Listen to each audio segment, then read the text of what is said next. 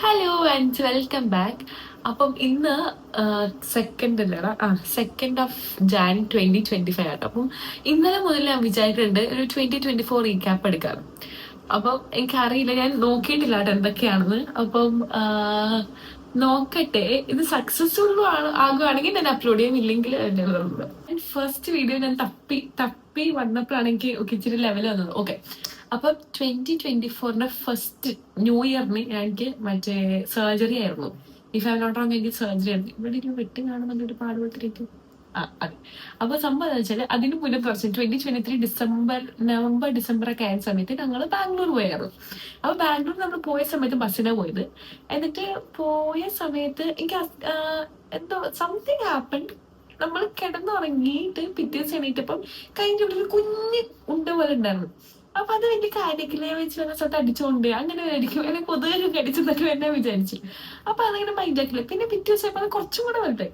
അതിങ്ങനെ കുറച്ചും കൂടെ ദിവസം കഴിപ്പിക്കുന്നത് കുറച്ച് വലുതായി. പക്ഷെ അതങ്ങനെ ലൈക്ക് ആ സൈസ് അങ്ങനെ തന്നെ നിൽക്കുന്നുണ്ട്, അത് കുറയണമില്ല കൂടണമില്ല. അപ്പൊ അങ്ങനെയാണ് ഞാൻ ഹോസ്പിറ്റലിൽ കൊണ്ടുപോയി കാണിച്ചത്. അപ്പൊ അവര് പറഞ്ഞു ഇതേപോലെ സിസ്റ്റ് പറഞ്ഞു. സിസ്റ്റ് അല്ലാണ്ട് അതിന്റെ പേര് ഒരു വർഷം എല്ലാം പറഞ്ഞു സിസ്റ്റ് ആണ്. സോ അപ്പൊ അത് ഓപ്പറേഷൻ അല്ല, അത് നമുക്ക് ആദ്യം ഫസ്റ്റ് മരുന്ന് കഴിച്ചു നോക്കാം, എന്നിട്ട് പോലെ നമുക്കത് സർജറി ചെയ്ത് കളയണ്ടാവും. അപ്പൊ ഓക്കെ മാം, അങ്ങനെ എന്റെ ലൈഫിലെ ഫസ്റ്റ് സർജറി. സത്യം പറഞ്ഞാൽ ഞാൻ ഇച്ചിരി എക്സൈറ്റഡ് ആയിരുന്നു കേട്ടോ. എക്സൈറ്റഡ് ആണ്, പക്ഷെ അറ്റ് ദ സെയിം ടൈം ഇച്ചിരി വിഷമമായിരുന്നു. കാരണം എന്താണെന്ന് വെച്ചാല് 11-12 ഒക്കെ ആ സമയത്ത് ഞാനും ആഷിനെയും കൂടി ഒരു ഗോവ ട്രിപ്പ് പ്ലാൻ ചെയ്തിട്ടുണ്ടായിരുന്നു. പക്ഷേ അപ്പം എനിക്ക് ഒന്നാമത് അല്ല അപ്പൊ എനിക്ക് ഞാൻ എന്തിനാണ് എനിക്ക് ആക്ച്വലി ഇത് കഴിഞ്ഞിട്ട് സർജറി ചെയ്താൽ മതിയായിരുന്നു. പക്ഷേ ഒന്നാമത് ചെയ്യുവാണെങ്കിൽ എനിക്ക് ആ സമയത്ത് എനിക്ക് തോന്നുന്നു 6th വരെയോ ഒരാഴ്ച എന്തോ എക്സ്ട്രാ ഉണ്ടായിരുന്നു ഓഫീസിൽ കയറാൻ. അപ്പം ഓഫീസിൽ കയറാൻ ഒരാഴ്ച കൂടി ലീവ് ഉണ്ടായിരുന്നു. ഒരാഴ്ച കഴിഞ്ഞിട്ട് എനിക്ക് ഓഫീസിൽ പിന്നെ റീജോയിൻ ചെയ്താൽ മതി. അപ്പൊ ഒരാഴ്ച ലൈക്ക് നമുക്ക് ഇപ്പൊ എന്തെങ്കിലും ബുദ്ധിമുട്ടുണ്ടെങ്കിൽ അത് റെസ്റ്റ് ഹീൽ ഇച്ചിരി കൂടി ടൈം ഉണ്ടല്ലോ വിചാരിച്ചാൽ 1ാം തീയതി പോയി തലവെച്ച് കൊടുത്തത്. അത് കഴിഞ്ഞിട്ട് പിന്നെ സർജറി കഴിഞ്ഞു. സർജറി കോമഡി ആയിരുന്നു. സർജറി ആക്ച്വലി എനിക്ക് എന്റെ ഫസ്റ്റ് സർജറി ആണ്. ഞാൻ ഭയങ്കര എക്സൈറ്റഡ് ആയിരുന്നു. കാരണം എനിക്ക് ഇതിന്റെ മുന്നേ സാധാരണ ലൈക്ക് ആൾക്ക് പിള്ളേരെ ഇതിന്റെ മുന്നേ ഉള്ള പിള്ളേരെ പോലെ കൈ ഒണ്ടിട്ടില്ല, കാലൊണ്ടിട്ടില്ല, അങ്ങനത്തെ ഒരു പ്രശ്നങ്ങൾ ഒട്ടി പോകുന്നുണ്ടായിട്ടില്ല. പിന്നെ അങ്ങനെ വലിയ വീഴ്ചകൾ ഉണ്ടായിട്ടില്ല. സൈക്കിളിൽ നിന്ന് അങ്ങനെ വീണു എന്നല്ലാണ്ട് അങ്ങനെ വലിയ വീഴ്ചകളൊന്നും എനിക്ക് ഉണ്ടായിട്ടില്ല. അപ്പൊ ഞാൻ ഈ സർജറി നടന്നു, എനിക്ക് ഭയങ്കര ഇഷ്ടമായിരുന്നു. അതൊക്കെ കഴിഞ്ഞിട്ട് ഇതിന്റെ കാര്യത്തില് അവർ പറഞ്ഞു എനിക്ക് തോന്നുന്നു ഈ നെർവിന്റെ മേളാണെങ്കിലോ ആണെങ്കിൽ ജസ്റ്റ് ഒന്ന് എടുത്ത് കളഞ്ഞാൽ മതി. പക്ഷെ വേറെ എന്തോ കോംപ്ലിക്കേഷൻ ഒക്കെ ഉണ്ടെങ്കിൽ നമ്മുടെ കാലിൽ നിന്ന് എന്തോ സാധനം എടുത്തിട്ട് ഇവിടെ ഫിറ്റ് ചെയ്യണം എന്നൊക്കെ പറഞ്ഞേ. അങ്ങനെയൊക്കെ. അപ്പൊ എനിക്ക് ആ കാര്യത്തിൽ ഒരു പൊടിക്ക് ടെൻഷൻ ഉണ്ടായിരുന്നു. അപ്പൊ അത് അതിന്റെ സർജറിയിൽ ലൈക്ക് സർജറിക്ക് പോയി. സോ അതിന്റെ ഇടയിലുണ്ടല്ലോ ഇത് എന്തായാലും വലിയ വീഡിയോയായിരിക്കും. സോ അപ്പം എന്റെ ഫ്രണ്ട്സ് വരെ ഇത് കാണുമ്പോൾ പറയാറുണ്ട്, 22 മിനിറ്റിന്റെ വലിയ വീഡിയോ ഒക്കെ ആണെങ്കിൽ കാണാൻ ലൈക്ക് മടിയാണ്. അപ്പൊ നിങ്ങളൊരു കാര്യം ചെയ്താൽ ഇത് ഓൺ ചെയ്ത് വെച്ചിട്ട് വേറെ പണിക്ക് പോകും, കേട്ടാ മതിയല്ലോ, കാണണ്ടല്ലോ.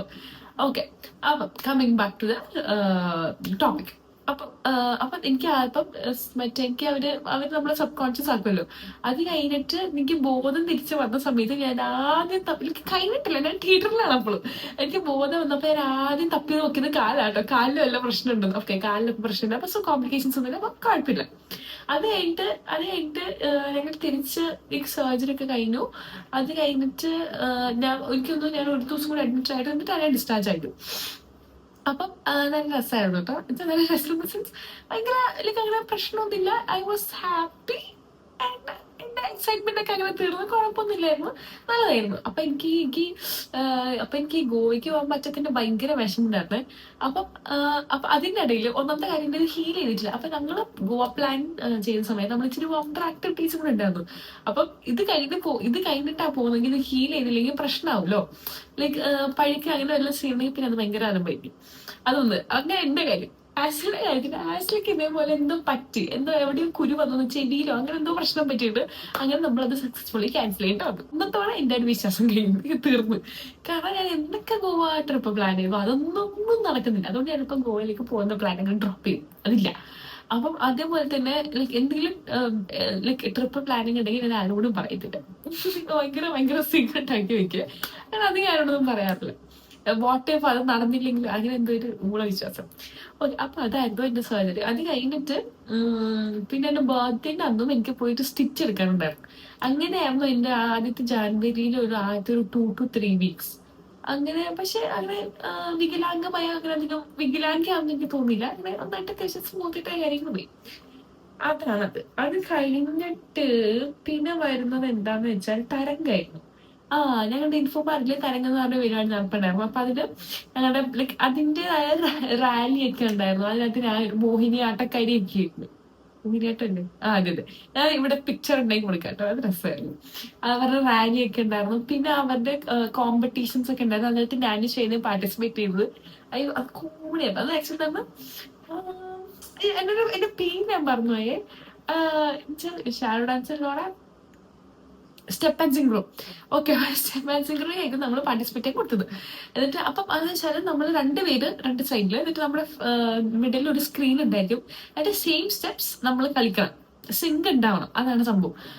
പക്ഷെ നമ്മൾ കളിച്ച് വന്നപ്പോഴേക്ക് ഞാൻ സ്റ്റെപ്പ് മറന്നുപോയി ഞാൻ സ്റ്റെപ്പ് മറന്നുപോയി. അവളിച്ചിരി തെറ്റിച്ചു, പിന്നെ ഞാൻ തെറ്റിച്ച്. അങ്ങനെ മൊത്തത്തിൽ സിങ്കും ഇല്ലായിരുന്നു, സ്റ്റെപ്പും ഇല്ലായിരുന്നു. അങ്ങനെ ഒരു അവസ്ഥ. പക്ഷെ നമ്മൾ ടിൽറ്റ് ചെയ്യുമ്പോൾ നമ്മൾ നിന്നു. അത് വലിയൊരു കാര്യമാണ്. ഓക്കെ, അതായിരുന്നു. ഇപ്പൊ എനിക്ക് തോന്നുന്നു ഫെബ്രുവരിയിൽ ഉണ്ടായിരുന്നത്. അത് കഴിഞ്ഞിട്ട് പിന്നെ എനിക്ക് തോന്നുന്നു മാർച്ചാണ് നമ്മൾ വട്ടവടയ്ക്ക് പോകുന്നത്. മാർച്ച് നമ്മൾ ആദ്യമായിട്ട് ഓഫീസിൽ നിന്ന് ട്രിപ്പ് പോകുന്നത് എനിക്ക് തോന്നുന്നു വട്ടവടയിലേക്കാണ്. അത് നല്ല രസമാണ്. അതാണ് ഞാൻ ആദ്യം തോന്നുന്നു ഞാൻ ആ തണുപ്പിൽ ഞാൻ സർവൈവ് ചെയ്തു. എനിക്കത് ഭയങ്കര ഞാൻ കൂടുതൽ തണുപ്പിലും കൂടുതൽ എന്താ പറയാ ചൂടിലും ജീവിക്കാൻ പറ്റാത്തൊരു വ്യക്തിയാട്ടോ എനിക്ക്. അപ്പൊ പക്ഷെ അത് നല്ലൊരു എക്സ്പീരിയൻസ് ആയിരുന്നു. നമ്മൾ ആ ഒരു ടെന്റിന്റെ അകത്ത് ഭയങ്കര ഭയങ്കര കോസിയായിട്ടൊക്കെ കിടന്ന് രാവിലെ എണീക്കുമ്പോ ആ ക്ലൗഡ്സ് ഒക്കെ ആയിട്ട് അടിപൊളിയായിരുന്നു. സൂപ്പർ സീനറി വൈസ് ഭയങ്കര അടിപൊളിയായിരുന്നു. നൈസാണ്. അത് കഴിഞ്ഞിട്ട് നമ്മൾ അത് കഴിഞ്ഞിട്ട് 2 ആഴ്ച കഴിഞ്ഞപ്പോഴെന്തോ അവിടുത്തെ മറ്റേ മലയൊക്കെ ഇടിഞ്ഞ് അങ്ങനെ ഭയങ്കര ദുരന്തമായിരുന്നു. ഓക്കെ, അത് കഴിഞ്ഞിട്ട് നമ്മൾ അത് കഴിഞ്ഞിട്ട് പിന്നെ നമ്മൾ മുംബൈയിലേക്കാണ് പോകുന്നത്. മുംബൈയിലേക്ക് നമ്മൾ പോയത് ഏപ്രിൽ മാസമായിരുന്നു. അതെനിക്ക് ഭയങ്കര ഇഷ്ടപ്പെട്ടായിരുന്നു. കാരണം അതെന്താന്ന് വെച്ചാൽ ഞാനും ശാലും 9th മുതൽ 9th and 10th നമ്മൾ ഒരുമിച്ചുണ്ടായിരുന്നു. എന്റെ ഫസ്റ്റ് ഹോസ്റ്റലായിരുന്നു. അപ്പൊ മുതലേ ഉണ്ടായിരുന്നു. നമ്മൾ 10th ആദ്യമേ നമ്മൾ 10th ആകുമ്പോൾ മുംബൈക്ക് വരുന്നതായിരുന്നു. അത് കഴിഞ്ഞിട്ട് +2 കഴിഞ്ഞിട്ട് മുംബൈക്ക് വരുന്നത്. ലൈക്ക് +1 +2 നമ്മൾ ഡിഫറെന്റ് സ്കൂൾസിലായിരുന്നു. അത് കഴിഞ്ഞിട്ട് 12th കഴിഞ്ഞിട്ട് നമ്മൾ പോകുന്നത്. അത് കഴിഞ്ഞിട്ട് കോളേജ് കഴിഞ്ഞിട്ട് നമ്മൾ പിന്നെ മുംബൈക്ക് പോകുന്നത്. അതെല്ലാം കഴിഞ്ഞ് ഇത്രയും വർഷങ്ങൾക്ക് ശേഷമാണ് ഞാൻ കഴിഞ്ഞ വർഷം ഏപ്രിലിൽ മുംബൈക്ക് വരുന്നത്. അത് ഞാൻ ഭയങ്കര എക്സൈറ്റഡ് ആയിരുന്നു കേട്ടോ. ഞാൻ ഫസ്റ്റ് ടൈം ഫ്ലൈറ്റിൽ ഒറ്റയ്ക്ക് പോയത്. ഫ്ലൈറ്റിൽ ഞാൻ ഒറ്റയ്ക്ക് പോയത് അപ്പോഴായിരുന്നു. അത് അടിപൊളി എക്സ്പീരിയൻസ് ആയിരുന്നു. നല്ല രസമായിരുന്നു. എനിക്ക് ഭയങ്കര ഇഷ്ടപ്പെട്ടായിരുന്നു. ഇനിയും ഇതേപോലെ എനിക്ക് തോന്നുന്നു മുംബൈയില് huge fan of Friends series. അപ്പം അവിടെ എനിക്ക് തോന്നുന്നു ഏതൊരു കഫേ തീം, ഈ ഫ്രണ്ട്സ് തീം ബേസ് കഫേ വന്നിട്ടുണ്ട്. ഞാൻ എപ്പോഴും കണ്ടത്. ഞാൻ സേവ് ഒക്കെ ചെയ്ത് വെച്ചിട്ടുണ്ട് ഇൻസ്റ്റാഗ്രാമിൽ. അപ്പൊ ഇനിയിപ്പോ എപ്പോഴെങ്കിലും അവിടെ പോകണം. അത് കഴിഞ്ഞിട്ട് പിന്നെ വേറെന്താ, അവിടെ പിന്നെ വേറൊന്നും ഇല്ലേ? പിന്നെ അത്ര ഉള്ളൂട്ടാ. പിന്നെ കാര്യമായിട്ടില്ല. അത് കഴിഞ്ഞിട്ട് പിന്നെ ഞാൻ നവംബർ കഴിഞ്ഞ മാസം 2 മാസം മുന്നേ ഞാൻ മലേഷ്യക്ക് പോയതായിരുന്നു. അതിനെ കുറിച്ച് എന്താ പറയാനുള്ളത്? അതിനെ കുറിച്ച് പറയാന്ന് വെച്ചാൽ നമ്മുടെ ഗോവ പ്ലാൻ ഡ്രോപ്പ് ആയല്ലോ. അതൊക്കെ കഴിഞ്ഞപ്പോഴത്തേക്കും ആഷ്ലി നമ്മൾ ആക്ച്വലി ഒരേ കമ്പനിയാണ്. ഞാൻ ആഷ്ലി വിപ്രോ ആയിരുന്നു. അതിന്റെ ആഷ്ലി കമ്പനി മാറി. അത് കഴിഞ്ഞപ്പോഴത്തേക്കും അപ്പം ആഷ്ലി എപ്പോഴും പറയേണ്ടത് എവിടെയെങ്കിലും പോവാം, ഞങ്ങൾക്ക് ഇച്ചിരി എന്താ പറയുക ഇങ്ങോട്ടേക്ക് പോകണം എന്നൊരു ഉള്ള ടീമാണ്. ആരെങ്കിലും വിളിച്ചാൽ നമ്മൾ അപ്പോഴേ ചടുത്തുള്ളിൽ പോകും. അപ്പൊ ആ ഒരു ടീമാണ്. അപ്പൊ ഞാൻ ഇങ്ങനെ ജസ്റ്റ് ആഷ്ലിയോട് ചോദിച്ചു, അതും മിക്ക പോകും. അത് ഞാൻ എനിക്ക് തുടങ്ങും, നമുക്ക് എവിടെയെങ്കിലും പോയാലോ എന്ന് ചോദിച്ചു. അപ്പം അങ്ങനെയായിരുന്നു ഞാൻ ചോദിച്ചു എവിടെയെങ്കിലും പോയാലോ. അങ്ങനെ നമ്മള് ഡൊമസ്റ്റിക് ആണ് ഇന്റർനാഷണൽ ആണ്. അതായത് അപ്പത്തേക്ക് ഇന്റർനാഷണൽ മനസ്സിലുണ്ടായിരുന്നു. അത് ഇന്റർനാഷണൽ പ്രാവശ്യം ഓ ശരി എന്നായിക്കോട്ടെ, അവക്കൊരു പ്രശ്നമായിരുന്നു. അത് കഴിഞ്ഞിട്ട് നമ്മള് പ്ലാൻ ചെയ്തു. അതിന്റെ ഇടയിലാണ് അത് ഞാൻ ഗോവന്റെ ആ ഒരു പ്രശ്നം കാരണം ഉണ്ടല്ലോ, എനിക്കങ്ങനെ പൂർണ്ണമായിട്ട് വിശ്വസിക്കാൻ പറ്റില്ല ഞാൻ പോവാറ്. കാരണം എന്താന്ന് വെച്ചാല് നമ്മൾ ആക്ച്വലി നമ്മൾ പാക്കേജിൽ പോയത്. അതായത് നമ്മള് അഡ്വാൻസ് കൊടുത്തു. എന്നിട്ട് സെക്കൻഡ് പേയ്മെന്റിന്റെ സമയത്ത് നമ്മൾ എക്സ്ട്രാ ഇച്ചിരി കൊടുക്കണം, ലൈക്ക് ഇച്ചിരി കൊടുക്കണ്ടായിരുന്നു. കാരണം എന്താ വെച്ചാൽ അവർ ഫസ്റ്റ് ബുക്ക് ചെയ്ത ഫ്ലൈറ്റ് അത് ക്യാൻസൽ ചെയ്തു. ഞാൻ സമാശിച്ച് അത് ആശ്വാസമായി. അത് കഴിഞ്ഞിട്ട് പിന്നെ അത് കഴിഞ്ഞിട്ട് അപ്പോഴത്തേക്കും ഞാൻ വിചാരിച്ചു ഓക്കെ ഇനിയിപ്പം നമ്മൾ ഫ്ലൈറ്റ് കയറി അവിടെ എത്തിക്കഴിഞ്ഞിട്ട് വിശ്വസിച്ചാൽ മതി മലേഷ്യ പോകുന്നുള്ള കാര്യം. അങ്ങനെ അത് കഴിഞ്ഞ് നമ്മൾ അവിടെ എത്തി, നമ്മളെല്ലാം ലൈക്ക് സെറ്റായി, നമ്മളെല്ലാം എവറിത്തിങ് വാസ് ഹാപ്പനിങ്. അപ്പം നമുക്ക് ഭയങ്കര സന്തോഷമൊക്കെ. നമ്മൾ അവിടെ എത്തി, നമ്മൾ ഒരു 4 days ആയിരുന്നില്ലേ, 4 days and 3 nights if I not wrong. അതായിരുന്നു, അത് സൂപ്പർ ആയിരുന്നു. It was delicious.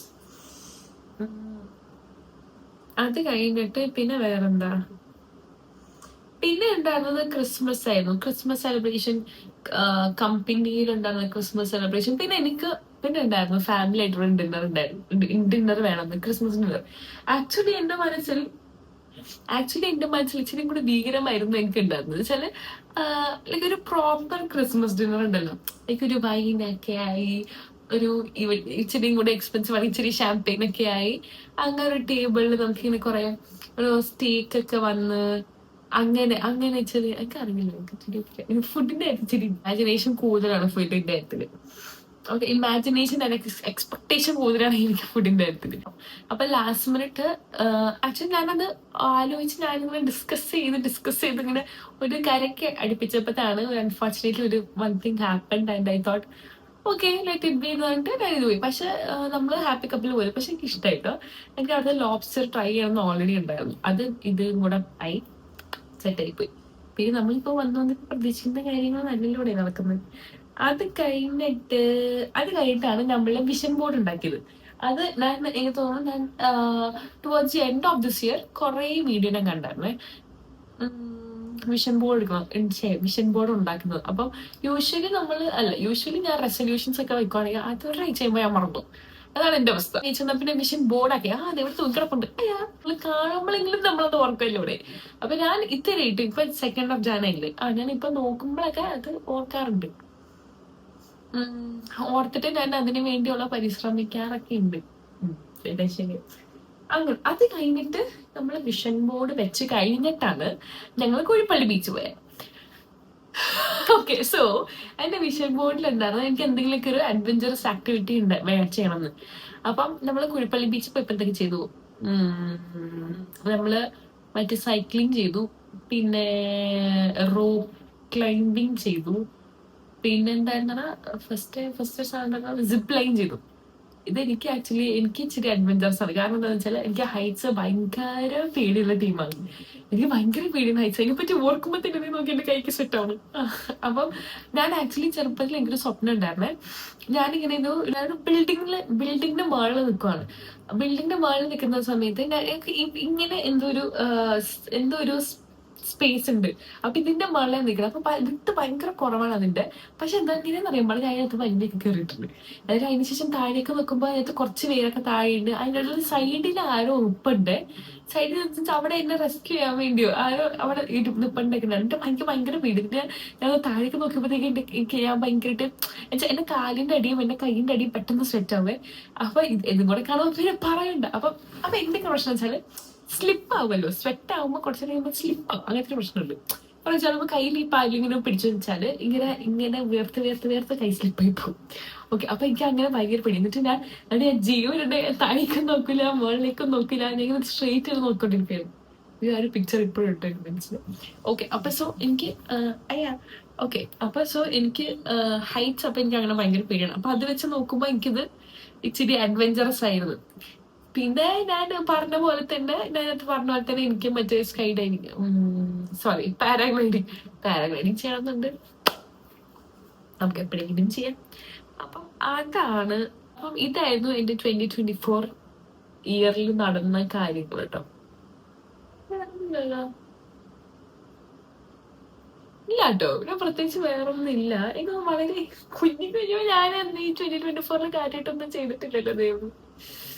2025 അടുത്ത വർഷം ഈ സമയം ഞാൻ കുറെ കഴിഞ്ഞിരിക്കും പറയുക. ഒരു അരമണിക്കൂറിന്റെ വീഡിയോയില് ഞാൻ ഒരു അരമണിക്കൂറിലെ വീഡിയോയില് ഞാൻ ഒപ്പിച്ചിരിക്കും.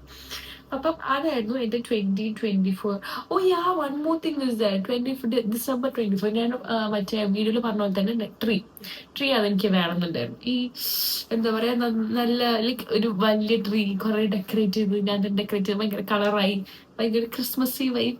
പിന്നെ എനിക്ക് ക്രിസ്മസ് എനിക്ക് ഏറ്റവും ഇഷ്ടപ്പെട്ട് തുടങ്ങിയത് ഈ ഒരു ഇയർ മുതലാണ്. പക്ഷെ എനിക്ക് ഇഷ്ടമായിരുന്നു, പക്ഷെ എനിക്ക് കുറച്ചും കൂടെ നന്നായിട്ട് ഇഷ്ടപ്പെട്ട് തുടങ്ങിയത് ഈ വർഷമാണ്. സോ അങ്ങനത്തെ ഒരു കാര്യമുണ്ട്. പിന്നെ എനിക്ക് അങ്ങനെ ശരിക്കും പറഞ്ഞാൽ എനിക്ക് ഇഷ്ടവും കുറച്ച് വിഷമങ്ങളൊക്കെ ഉള്ള ഒരു വർഷമായിരുന്നു.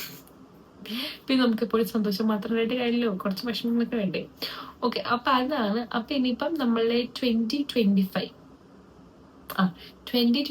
ഇതിലും നല്ല അടിപൊളി വർഷമാവട്ടെ. കുറെ കാര്യങ്ങളൊക്കെ ചെയ്ത്, കുറെ കാര്യങ്ങൾ ചെയ്തിട്ട്, കുറെ കാര്യങ്ങളൊക്കെ പറയാനൊക്കെ ഉണ്ടാവും. ഓക്കെ, അപ്പൊ നിങ്ങൾ 2024 എന്തൊക്കെ ചെയ്തു, 2025 എന്തൊക്കെ ചെയ്യാൻ ഉദ്ദേശിച്ചിട്ടുണ്ട് എന്നുള്ള കാര്യം കമന്റ് ചെയ്യണം കേട്ടോ. അപ്പൊ ഈ വീഡിയോ ഇഷ്ടമെങ്കിൽ ലൈക്ക്, ഷെയർ ആൻഡ് സബ്സ്ക്രൈബ്.